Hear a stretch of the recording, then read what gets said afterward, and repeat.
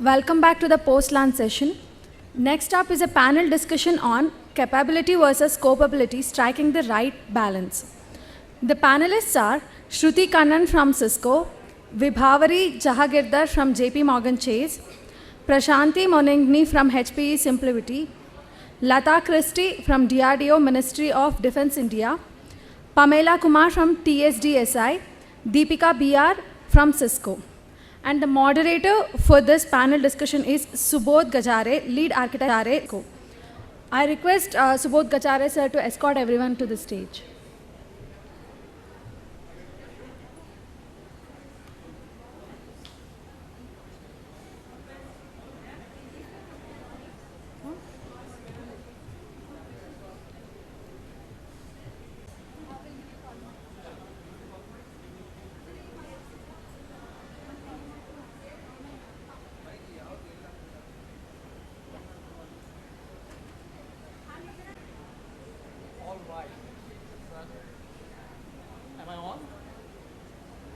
Audible? All right, wonderful. So, huge round of applause for all those who made it after lunch. It's really some superhuman effort. Saturday afternoon after such a nice sumptuous lunch. But I want to make an honest confession and a submission. The confession is, I know I am literally, no pun intended, the odd man out here. Okay? But I really did not want to miss out this chance of having a privilege to moderate such a diverse panel. You heard the names, you heard the companies, the organizations they lead, and we have kept the theme to be very well-rounded, so you get a chance to really listen from these leaders about their education, their insights, their exposure, and most important, their leadership skills. Okay? So I wanted to thank all of you for making it here. So the format we're going to play is, I have a couple of questions for my panel here, just to set the context, but we are going to do a brief round of introductions, starting from Prasaniti here, all the way to Shruti, down there, in a round-robin fashion. Then a little rapid fire of questions. And I want to make sure my timekeepers here, whoever is here, we'll keep 15 to 20 minutes for the Q&A, because that's very special. The entire panel is very keen to hear your top of mind as well, and not just have a monologue. So please let us know, anyone, after 45 minutes or so. All right, okay?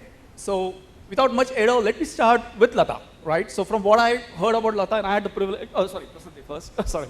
So Prasanti, she has shared her background. I really wanted to give her a chance to introduce herself and set the context for this panel.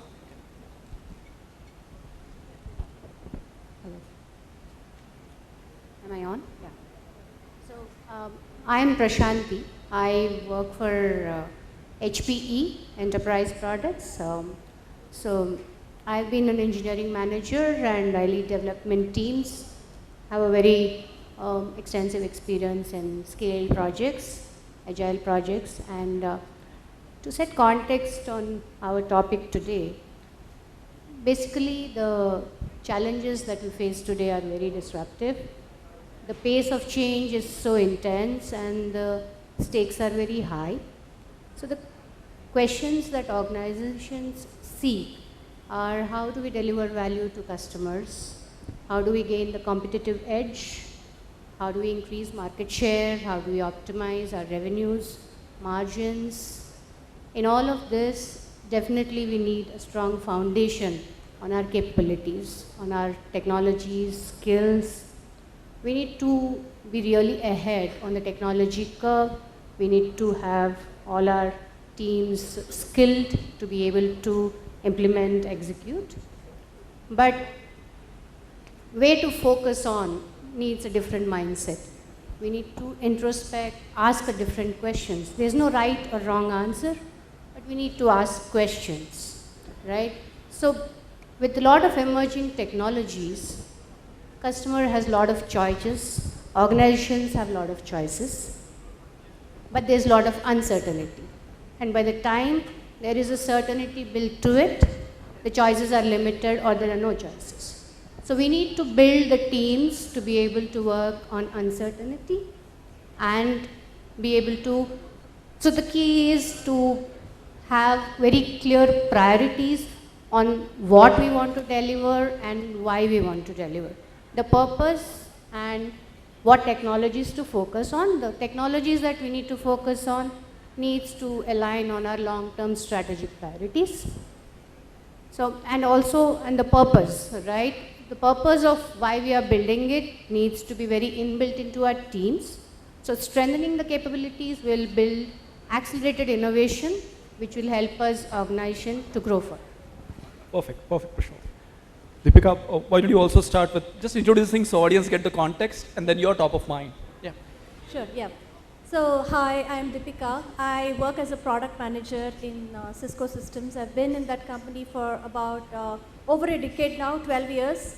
Before that, I was working for a while with Alcatel-Lucent and Dell for a while, Infosys for a while, so I have switched streams. And in fact, even in my career also, I started as as a technical support representative, and then I moved on to becoming a technical writer, to an engineering team, managing an engineering team as a test manager, and then I moved into a product manager. So the journey has been quite diverse for me, and in every stage of my career I've seen a lot of changes, whether in terms of my own role or in terms of how the company demanded changes from each one of us to adopt to what is really going on in the industry or in the market. So I've always realized that, at any point in your life or any point in your career, it's always good to keep your mind open to see what is going on, and to keep your eyes and ears open to how the industry is changing or what kind of developments are happening, and you being able to adapt to these changes by yourself, right, needs a lot of commitment, needs a lot of open-mindedness. And that's what I have always experienced. And in my career, I have seen a lot of ups and downs, whether in terms of the industry, whether how the organization itself changed. And in both directions, I've realized that it's important for us to be not only capable, but also to be able to cope with what is really going on. Both needs different types of skill sets. How you upskill yourself is being capable, and how you are able to manage with whatever you have upskilled yourself with is the copable part of it, right? And on a lighter note, not only in terms of your career, but also in terms of your life, not everything will remain smooth, and not everything will remain the same at all times. So even there, you will need to sort of be very capable of handling the changes that are coming through your life, and also be able to cope with what's really going on. So, I personally, when I was young, I went for a love marriage, and I married a man of a different religion. I was capable of doing that, but how I coped up with that kind of a lifestyle is what really defines, how you carry on with your life.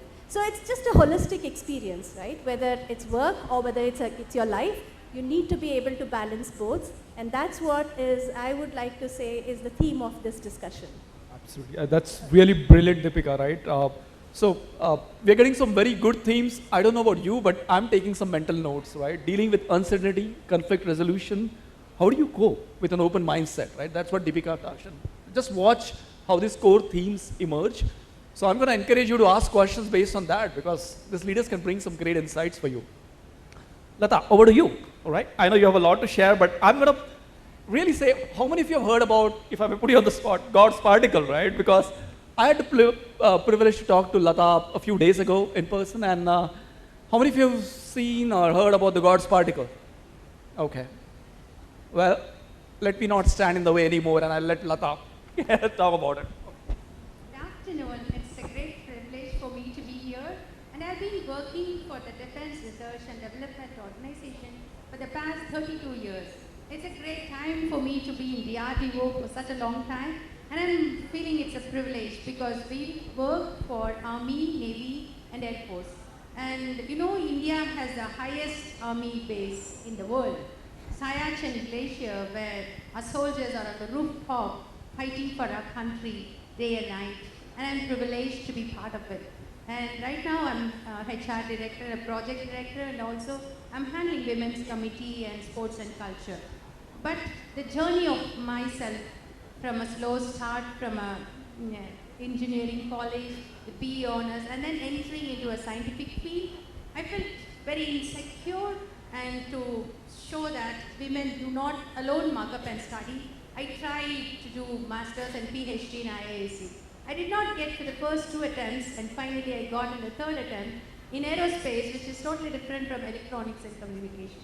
So I struggled to study and then finished my PhD in that. But in the meanwhile, I fell into a serious depression because of my personal, official, and everything. So I was walking towards the path of suicide till in a ventilator. I met my God, and that turned my life in 2004. And then on, I thought, till that time, my leadership was totally different. It's all about me. I thought that leadership is about building yourself. Then my life totally changed. It's building others. It's not about you, because any minute your life can go, and what you're living for the society and for others counts more. That's why I started writing a book on marital abuse when the flame flickers, and then the second book on Beyond the Boundaries of Science, exploring the cosmic story. Both of it are available in Amazon, and I have a YouTube channel. And really, it's a great privilege to go to the US and study project management or leadership from Washington School of Business through DRDO. And that's why I learned leadership in a practical way. I'm implementing in my team and how to build people from diverse backgrounds with empathy, with love, and with accountability and responsibility. That's what we are here to discuss about. And I have 2 children. Both the boys are not in India, they are in the US. And so I'm free to do whatever I can love to do. Thank you. That's really brilliant. Can we have a round of applause for everyone so far? Wow. Mesmerizing, right? So the second book which she mentioned has the reference to the God's particle as well. I read the abstract, and thanks for enlightening me on that, Lata. The next person I'm going to introduce, and Pamela ji, if I may just put you on the spot, we had a discussion on 5G rural communities, right? So if you want to know where the standard conformance, how the standards are rolling out, what are we doing really from a regulatory perspective, Pamela is the person for us to go. Pamela, over to you. Thank you. So, brief introduction about myself. I started my career in 1985. After doing my master's at Rutgers, I started my career in AT&T Bell Labs, then came back to India and worked in CDOT and Texas Instruments, IBM and HP.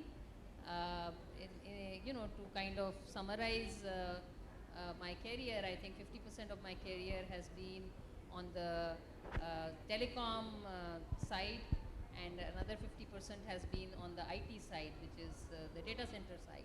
And that is, the verticals, and horizontally, 50% of my career has been more in the semiconductor, chip design, processor development, and the other 50% has been on system development, whether it is cell phones or telephone exchanges or modems or storage boxes or servers, converged data center, cloud computing infrastructure. So that's been my career. Somewhere in 2015, I took the decision, 2013 actually, and then 2015, I kind of made the choice that I want to work more on this, on bringing collaboration in the ecosystem in India. I felt that it's very important that the industry, academia, and government collaborate, and that's the way we are going to take technology to the next level in India, both in terms of making in India and using in India. So influencing technology through standards so that technology is developed for with Indian requirements in mind, and also taking the innovations from India into the global ecosystem so that we become globally competitive. So and we are, in TSDSI, currently I'm the Director General of TSDSI, Telecom Standards Development Society of India.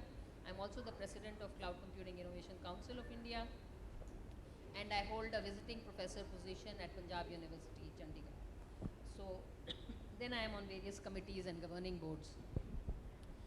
So looking at the topic, capability versus copability. So my reaction to that was, I don't like the word copability. Why do we have to cope? It's like, being on the back foot. I would rather be on the front foot. So I wanted to change this topic to make it capability versus capacity. Okay? these are the two things that we need to focus on. When you talk about capability, so we all have this, you know, you look at the results of 10th standard, 12th standard. There are always girls who are topping, they have the best results. So the capability, intrinsic capability is there, right? But as we go into the workforce and we mature, we need to, keep building our capability. And the capability need not be just technical capability, you need to broaden yourself into other skills. You need to always have a vision for yourself. Some water, it would be nice. Can we So get a I few just bottles of returned, water? At midnight last night from Delhi. Yeah. Yeah. So thank you very much. So,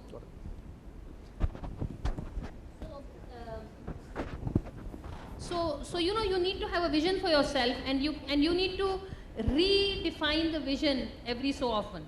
But it gives you a target, it gives you a focus, and the vision always needs to be associated with being globally. Your capability needs to make you globally competitive. You need to build your skills, you need to develop yourself on all your dimensions, so that at any point of time you are, and you need to have a global framework in which you think about yourself or you position yourself. So that's about capability. Then comes capacity, and that's where, we have the toughest time, right? And at different phases of your life, do you have the capacity to be able to build your capabilities or to invest in yourself? How do you do that? What's the secret sauce, right? Because as Prashanti mentioned, the business is only talking about what's the customer and value and Metrics, right, and that's what they want. They don't care about other things. So how do you manage with all these challenges that you have to, the tightrope walk that you do, when you are a mother and you are a daughter and you're a daughter-in-law and a sister or whatever, right? You have, plus you're a wife and you have all these other challenges in front of you, plus your job and your career. So how do you balance all of this? So it's about building capacity so that you can invest on yourself. And what do? You need to build your support system. You need to look at all those phase responsibilities. You need to negotiate your position. At every step of your life, people get used to seeing you in a certain way, playing a certain role, but now you need to free yourself up and do something else, right? So you need to, get your support system, your family and everybody to accept that, no, this is different. Since I stepped into this job, okay, the first thing that happened was the job is in Delhi and I live in Bangalore. So I negotiated myself. I said, okay, I'm not going to accept this. I don't need a salary. They offered me a salary. I said, I don't need a salary. I've made enough. I have good savings. I'm earning more in interest than the salary. So it's a not-for-profit society. So I said, that's not important to me. The impact that I can make is more important to me. But my travel from Delhi to Bangalore should be covered. So what do? In the last 16 months, my admin just calculated, I have made 62 trips between Bangalore and Delhi. Plus I've traveled to Chennai and Hyderabad and Mumbai and, where else? In India. I've made a couple of trips to the US to attend week-long meetings. Standard meetings are usually 1 week to 10 days, okay? And every quarter there are meetings. I've gone to Japan, I've gone to,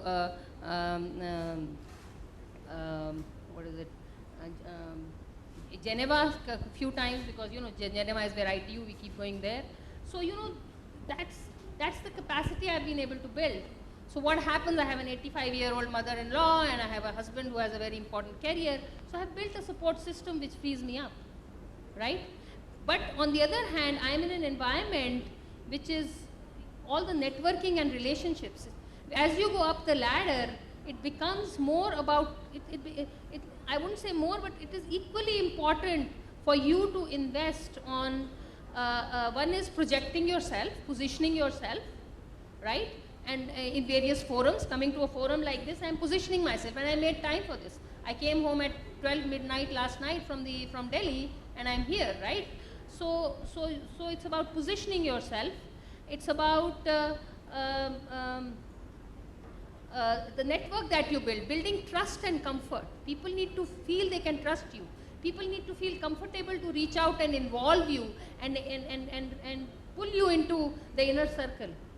All this requires a different kind of investment, and that's the capacity you need to build while you are honing your other capabilities. Thank you so much, Pamela. I know we have interacted so much from a standards perspective, but this was really nice and insightful for me as well, and I'm sure the audience can relate as well. Very interesting insights. Vibhavari, over to you. I'm going to let you introduce yourself and what are your top 1 or 2 themes you want to share on.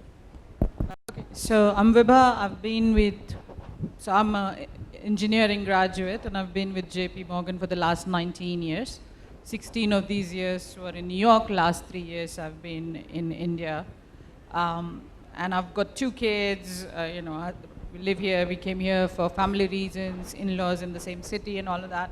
But fundamentally, right, like one of the things that I believe in, and I think if you heard everybody what they had to say, the one thing that drives all of this conversation is passion. We are passionate about what we do. That's why we're all here, and that's what drives us, right? So first and foremost, you have to love what you do. And I love what I do.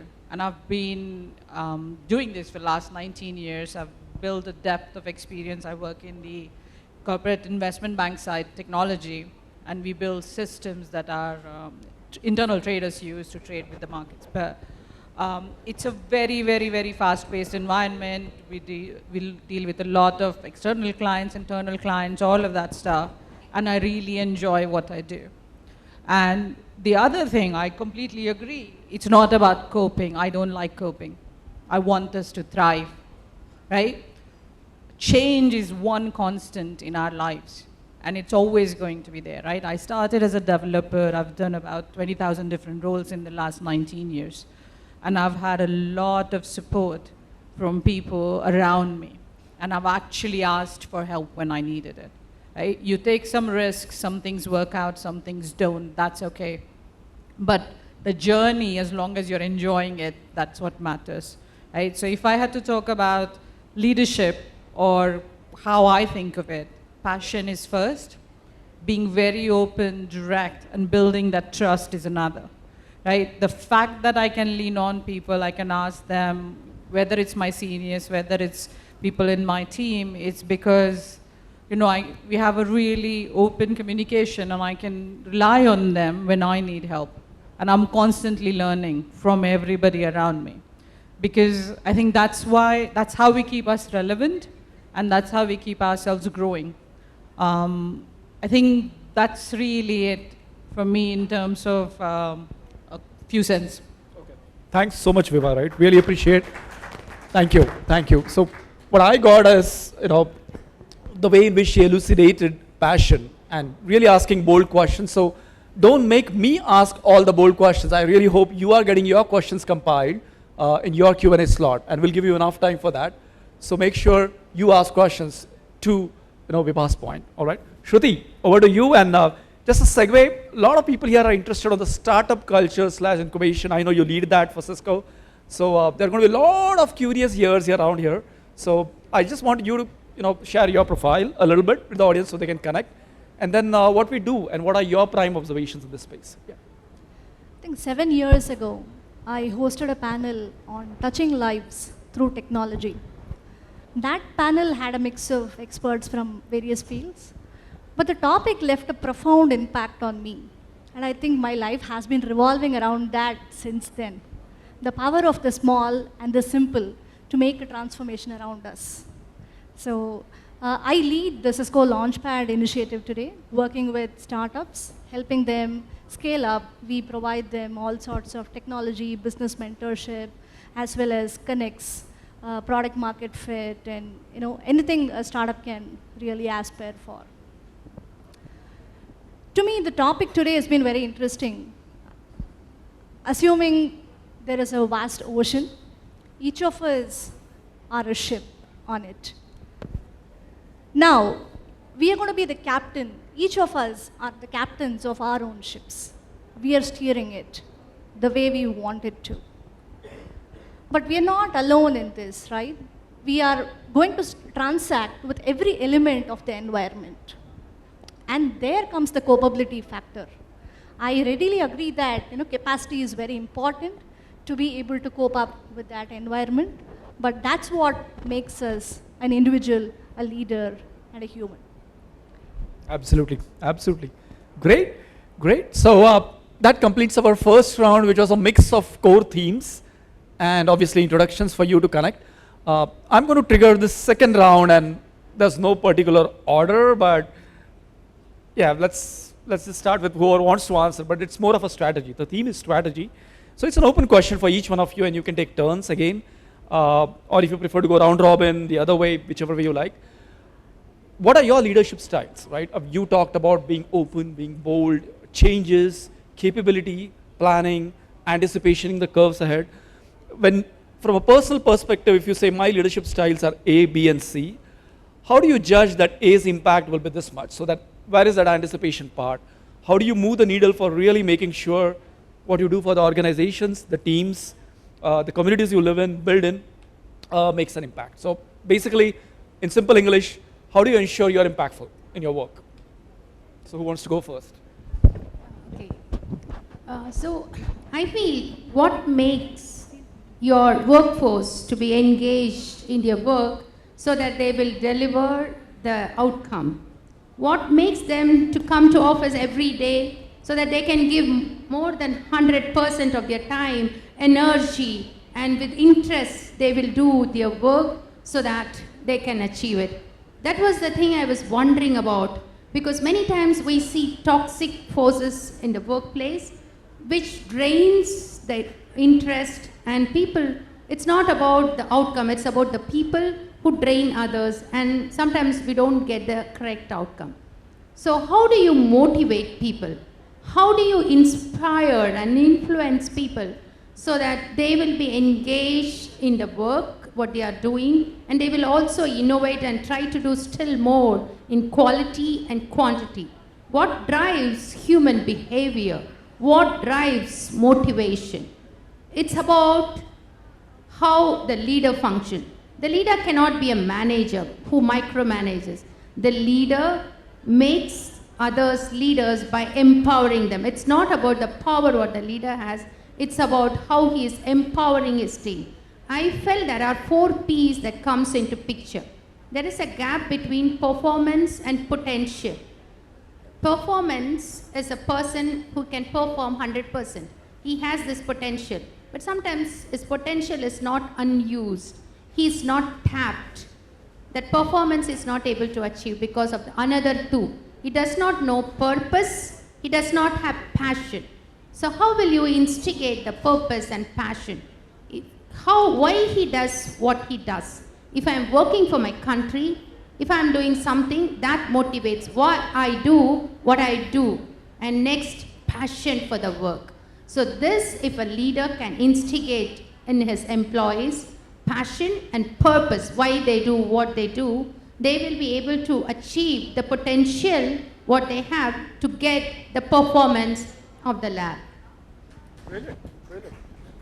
Subodh, thank you for that question. So in addition to being a technologist, I'm also a psychologist. In fact, this question warrants several years of study, and you're just giving us few seconds to answer them. Not fair. What makes people do what they do? Go ahead. Anyway, let me take a shot at it. So my job entails me to work with very many co-founders of companies, the top CXOs, typically people who have been the managing directors of top companies, to people right out of college, techies who are founding companies. So you get to deal with people of different sorts, right? And they come with their own baggage, or they don't come with any. So it's a huge spectrum to deal with. And of course, we get to deal with our own people at Cisco as well. One important thing that I have learned has worked is to set what's in it for me. Be it our own stakeholders or the CXOs or the co-founders. If we have that point set, it's all a matter of influencing them on the right trail and the right path thereafter. Leadership is then a cakewalk from there. Brilliant, brilliant. I really like the way you piece together, both of you. I was personally inspired. You have purpose, performance, and passion linked together and explained in such simple terms. Thank you both of you. Anyone else wants to add more? Yeah, Prashant, go ahead. So, I work for the Simplicity product of HP, and HP focuses a lot on innovation. But in Simplicity, what we said that we want to go through an agile transformation. Agile, agility, these are the terms thrown around so much nowadays, but the crux is connecting our teams, think in terms of the customer, adapt to what the customer needs and eliminate all other levels, right? So that needs a different mindset. So what we focus on is, what we ask our teams to focus on is a growth mindset, a learning mindset, experimental mindset, exploring mindset, ask questions and try to, like to add on to what these people said, right? Try to find the purpose on why the small things are done.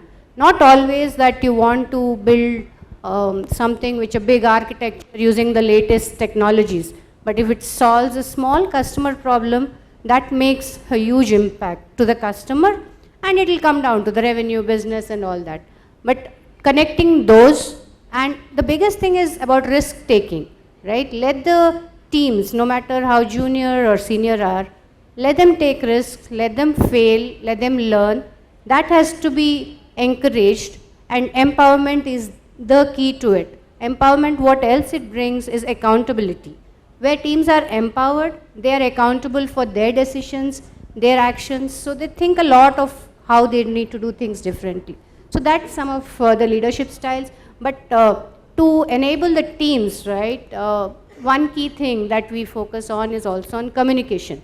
Give the bigger picture to the teams, not always like do this feature or do this product, but giving the bigger picture of how it impacts the customer and the business, getting the business angle to everything that we do, that makes a big difference. And this talk actually makes sense when you try to implement on personal level also, on your children or family. So when you're talking to children also, right, you don't do something, you tell them, they won't listen. You tell them why, and they might empathize with the parents' choice. Who wants to? Can I go next? Sure, Okay. sure, Pamela. So, by virtue of the fact that, during my career, I've almost always been the only woman at my level, right from the time when we were in college, we were just two of us in my class, right? So as I've progressed in my career, what has happened, typically the stuff that nobody wants to do would come to me, right, being the only woman. So, or the hardest problem that nobody, which is high risk, they would dump it on me, or something which doesn't sound exciting was dumped on me. So this has grown me in a certain way of leadership, where I believe my style is transformational. So I have taken things which sounded that maybe potential was not there, or were very high risk, or people were just, as the last ditch effort, they said, okay, let's give it to Pamela and see if she'll do something about it, right? And I have been able to transform things into big goals and big results. So what's been the secret sauce for being a transformational leader? And I just say that it's two things that define success and two things that define failure. The two things that define success when you're a team and you're trying to do is a vision, a common vision that everybody buys into. That gives the purpose, right? So the passion and the purpose is invoked by that vision, that common goal, that common purpose, vision that we are all working towards. So define that vision and make it a little higher, little unrealistic, okay? Little higher than what is easy to achieve, and that really drives the team. The second part is genuine teamwork. If you are able to get the team to align, when you see one-upmanship, when you see siloing, shut it, right? Point it out. Don't ignore it. You need to persistently keep watching what are those behaviors which spoil teamwork, and keep encouraging the teaming behaviors. So those are the two mantras for success in terms of transformation, doing a transformation, because transformations are hard.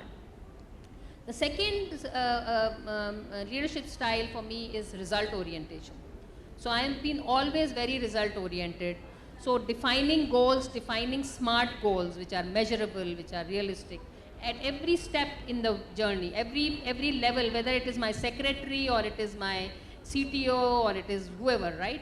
So defining very clear, measurable goals, short term as well as long term, creates a focus and a clarity which is very key to achieving it. Where I have struggled in my leadership style is relationships, okay? Relationships and stakeholder management. And why is that? Because being a woman, there are barriers. There are barriers to getting accepted into the inner circles, right? There are certain barriers I impose on myself on certain, how far you can go in relationship building, right?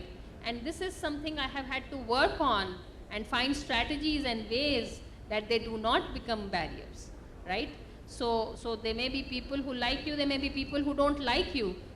Just by the moment you enter the room, they may not like you or they may try to avoid you. But they are very important to you. How do you work around this, right? So there are, strategies.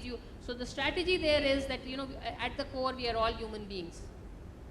So there may be gender difference or cultural difference. I've worked across the globe with all kinds of cultures, right? People used to ask me, how do you manage so many differences? I said, I never think about the differences. I go everywhere in the world in a sari and a bindi, right? I don't think about the difference. Ultimately, we are human beings. 99% we are the same.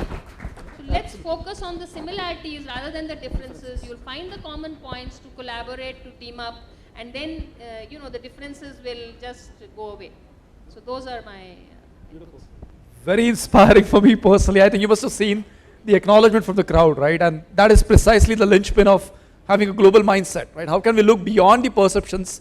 Thank you so much, Pamela, for covering that. Vibha, Deepika, you guys want to add something? Certainly. Okay. So I was sort of thinking about this, right? Leadership for me, right, the term leader, is, it is sort of, it's all about leading. It doesn't really matter whether you have a team for yourself, because several of us are individual contributors, which means that you don't necessarily have a team to back you up. You have just yourself to do whatever you're expected to do or whatever you want to do for your organization or for yourself, right? So two things here. One is, if you are just on your own, right, you don't really have a team, but you have to do, whatever you have to do yourself, it's very important that you focus on being a leader in the field that you are. You need to ask yourself several times, am I really a leader in whatever technology or whatever work? It need not be a technical area, right? It could be anything else. It could be accounts, it could be management, it could be whatever else that you are doing. But are you really a leader? Do you really know the depths of whatever you're working on, right? If somebody comes to you and asks you tomorrow, what is this particular small, it could be a small thing, but are you capable of going down to that level and explaining to them what this is all about? Can you really develop a vision for your own area that you're working on and say, this is exactly where we need to head to in the next 5 years if I really have to lead this entire thing on my own? Remember, when you're an individual contributor, you're actually on a loss of a lot of things, because you have to deal the lengths and depths of whatever you're doing just by yourself. Leadership becomes very, very important there, because nobody has to tell you, nobody needs to tell you on what you need to do. You need to be curious enough, you need to be intelligent or smart enough to go asking for the questions, the answers that you actually want to figure out. Now suppose you do have a team for yourself, then I'm an old schooler, I believe in Yatha Raja Tatha Praja, right? So you need to lead, you need to be hands-on, or at least I believe that you need to be hands-on. You need to know the inside out of what the vision for the company is, where exactly are we heading, are we really aligning to what the company's direction and focus is. If you know what exactly you need to do and how exactly to execute it, then it becomes very for the team members to follow you and to understand where exactly to head to. Now I know there are a lot of different types of leadership styles. People do come and just say, do this and that, and I need to see this as the end goal, right? And if you don't get the right kind of perspectives, if you don't see your leader doing those things themselves, then I believe that you may lose the motivation somewhere.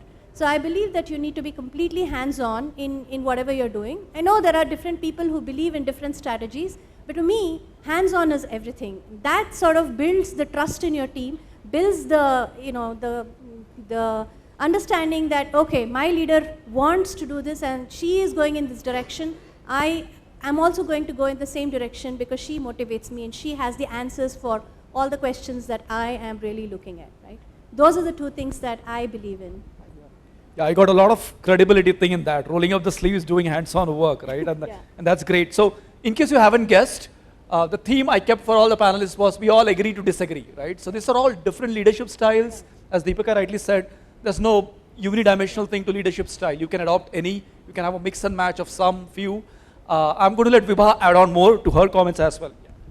I mean, look, amazing insights, right, into leadership and a lot of different perspectives. As we were talking, I was thinking about, what do we do, right? Like in JP Morgan, like I'm sure many of you've heard of Jamie Dimon, right? Or Lori, who's our head of technology. They stand on the stage and they'll have you spellbound, right? I think strategy and vision. You go to anybody, everybody will tell you what is our goal, right? Customer satisfaction obviously is there, but employees matter, right? Like every one of us thinks that we matter, and that's a very, very powerful statement to say, right? We invest in our people, right? We empower our talent. Culture matters. So if you understand and if you set a vision and a goal as a leader, you now are asking your team that, okay, look, we're going to invest in you. Think about what you need from us and ask questions and reach out and we'll be there, right? Culture, for being able to speak up and having that trust matters, right? A good leader, I agreed, you don't have to have a team to be a leader, right? Sometimes you do, sometimes you don't. That's not a prerequisite. Leadership isn't about managing people. Leadership is thought leadership. It's about commercial thinking, and it's about getting people to think about it, right? And it's also about solving a problem that doesn't exist yet, right? If you think about a lot of things that have happened in technology, we talk about the change, we talk about learning technologies, we talk about coping, and that's all there, that's great. But look, there's only one Facebook, right? The concept didn't exist till Facebook came on, right? There wasn't anybody telling Mark what to do. He came up with it, right? One of the things as a good leader, I believe we need to do is encourage our people to build that commercial thinking. And for that, obviously, the depth of technology, understanding what your business does, and all of those things exist, absolutely. But I think it's going beyond that, not doing what you're told, but actually figuring out, is this problem even worth solving? That thinking, if you can build and if you can encourage, then you would have a really, really brilliant team, a very, very high-performing team working with you. And even if they don't work with you, that's fine. These people are destined to do greater things in life, I would have thought. So for me, it's about that, right? How do we encourage that and how do we build that culture? It's being a little bit selfless as well, right? It's not about you. It's not all about you, right? Obviously, we are all part of the journey. We're here to make something for ourselves as well, but it's about understanding the people and ensuring that everybody has space to grow and we are investing in them.